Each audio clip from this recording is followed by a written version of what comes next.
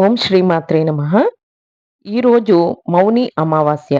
మౌని అమావాస్య పూజా విధానం, మౌని అమావాస్య యొక్క విశిష్టత, ఏ మంత్రాలను జపిస్తే మంచిదో ఈ వీడియోలో తెలుసుకుందాం.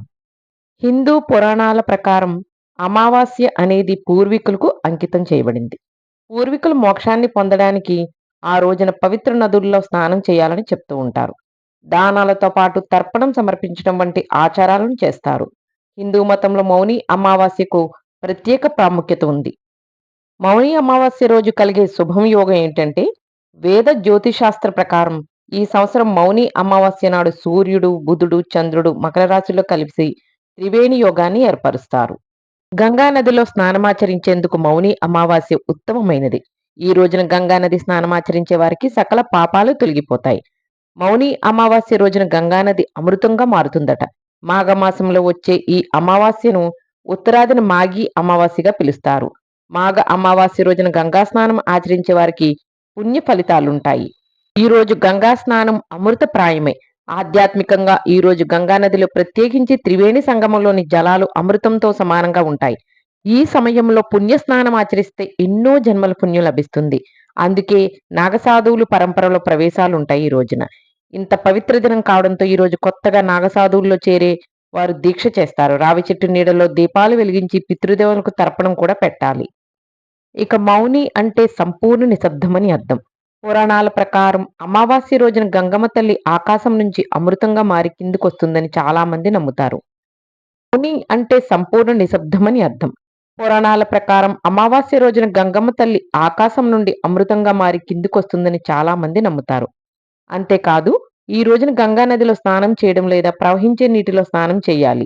ఈసారి మహాకుంభమేళా వంటి అత్యంత గొప్ప కాలంలో మౌని అమావాస్య వచ్చింది. కాలంలో రాజస్నానం చేయడం వల్ల సకల పాపాలు తొలగిపోతాయి. అంతేకాదు, ఈ పర్వదినాన్న పూర్వీకులకు స్మరించుకుంటూ పిండు ప్రదానాలు పూజలు చేయడం ద్వారా మోక్షాన్ని పొంది వైకుంఠానికి వెళతారని చాలా మంది నమ్ముతారు. అందుకే ఈ మౌని అమావాస్య చాలా ప్రాముఖ్యతను సంతరించుకుంది. హిందూ పంచాంగం ప్రకారం ప్రతి నెల కృష్ణపక్షంలో చివరి రోజున అమావాస్య తిథి ప్రారంభమవుతుంది. ఏటా వచ్చే 12 అమావాస్య తిథుల్లో మౌని అమావాస్యకు ప్రత్యేక ప్రాముఖ్యత ఉంది. ఈ పవిత్రమైన రోజున జపం, దానం, పూజలు చేయడం, మౌనం వంటివి పాటిస్తారు. అమావాస్య తిథి ప్రారంభం 28 జనవరి 2025 మంగళవారం రాత్రి 7:37 అలాగే అమావాస్య తిథి ముగింపు 29 జనవరి 2025 బుధవారం నాడు సాయంత్రం 6:05 వరకు ఉంటుంది.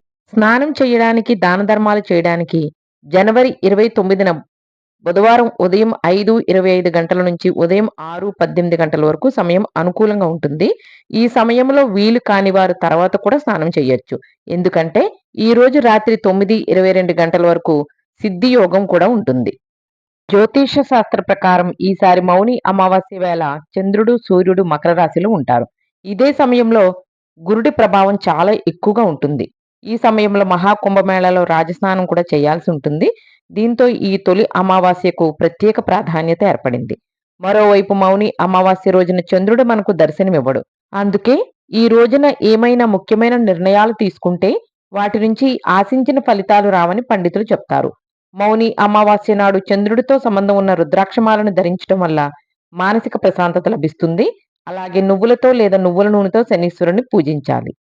ఓం శ్రీ అనే మహాలక్ష్మి మంత్రాన్ని 11 సార్లు జపించాలి.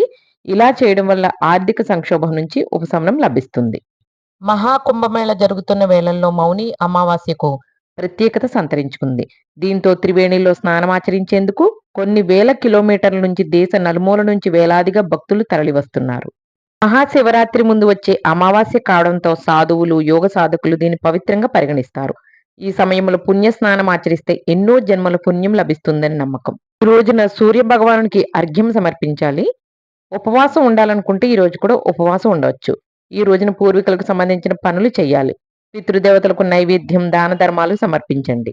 పవిత్రమైన రోజున సాధ్యమైనంత వరకు భగవంతుని ధ్యానించాలి. నియమం ప్రకారం విష్ణు, శివుణ్ణి ఆరాధిస్తే చాలా మంచిది. భగవాన్ శ్రీకృష్ణుడు భగవద్గీతలో చెప్పినట్టు మన మనస్సే మనకి గొప్ప స్నేహితుడు. మన మనస్సుకు సరిగ్గా శిక్షణ ఇస్తే నియంత్రణలో ఉంటుంది. దానికి మీ మీద నియంత్రణ ఇస్తే అది గొప్ప శత్రువుగా మారవచ్చు. శరీరాన్ని, మనస్సును, ఆత్మను శుద్ధి చేసుకుని పవిత్ర నదుల్లో స్నానం మరియు మౌనంగా ఉండే సాంప్రదాయానికి కూడా మౌని అమావాస్య కారణం కావచ్చు. ఈ మౌని అమావాస్యను దక్షిణాన చల్లంగి అమావాస్య అని కూడా అంటారు. ఈ రోజున ఈ మంత్రాలను జపిస్తే చాలా మంచిది. ఆ మంత్రాలు ఏమిటంటే: ఓం శ్రీ పిత్రాయ నమః, ఓం శ్రీ పితృదేవాయ నమః, ఓం శ్రీ పిత్రోభ్యాయ నమః, ఓం శ్రీ సర్వపితృదేవతాభయో నమో నమః, ఓం పితృగణాయ విద్మహే జగద్ధారిణీ ధీమహి తన్నో పిత్రో ప్రచోదయాత్, ఓం దేవతాభ్యాయ పితృభ్యశ్చ మహాయోగ్యభ్యశ్చ నమః, స్వాహాయ స్వాధాయ నిత్యమేవ నమో నమః, ఓం అద్యభూతాయ విద్మహే సర్వసేవాయ ధీమహి శివశక్తి స్వరూపేణ పితృదేవ ప్రచోదయాత్. ఓం నమో వెంకటేశాయ నమః. ఓం నమః శివాయ. ఓం శ్రీమాత్రే నమః.